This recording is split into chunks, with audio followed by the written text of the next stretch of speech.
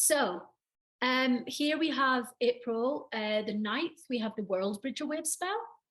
And going in the traditional Mayan calendar, we're in Keh Trisena. So World Bridger is often about letting go, sacred transitions, death. And of course, every breath is a life and a death and a rebirth. We have things that we don't stick with, things that need to go to make more space.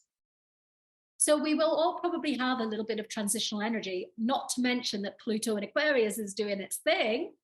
And Saturn in Aquarius is probably really in flow. So you can see that's exactly what Pluto does. Pluto is like World Bridger. Okay. So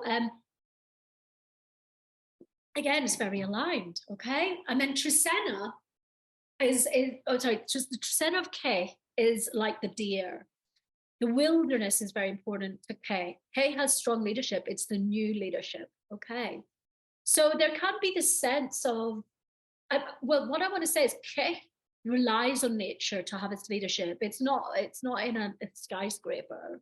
Keh needs to reboot. It has to go into nature to be the strong leader that it is. And it's also one of those energies that can be too strong sometimes, too rigid, too stubborn. Okay. But it's interesting because it's like the new leadership emerging. So look at what's happening. And then we could see with this World Bridger Wave spell, with this Keh Trisena, we could see quite a lot on the world stage, new leadership, things ending, systems collapsing a little bit or shifting, or at least signs of it. And of course, we need to manage our own body energies so that we can be, take those transitions that we're in and embody them, so that we are in as zen a situation as we can be. So it's just very interesting. And that kind of shifting energy continues because, interestingly, the challenge to become the gift is really amping up now of the storm, activating, catalyzing, purging. We come into the storm wave spell on the 22nd.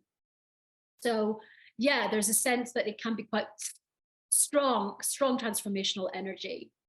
And in the traditional system, we're going to be in Akpu Trisena.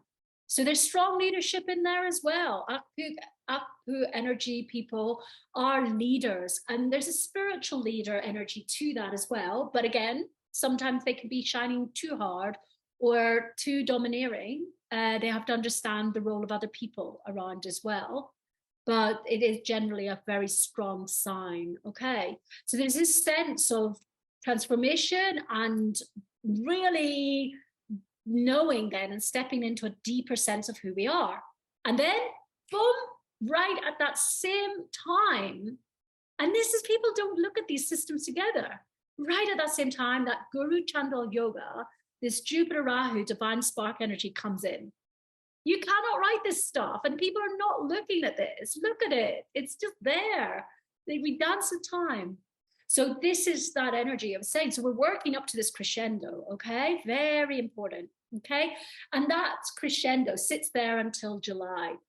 So, and I will talk a bit more about a few more important bits to look at. But yeah, we just know that you're cultivating energy to bring it up to this, and then you can harness, then you can sustain it.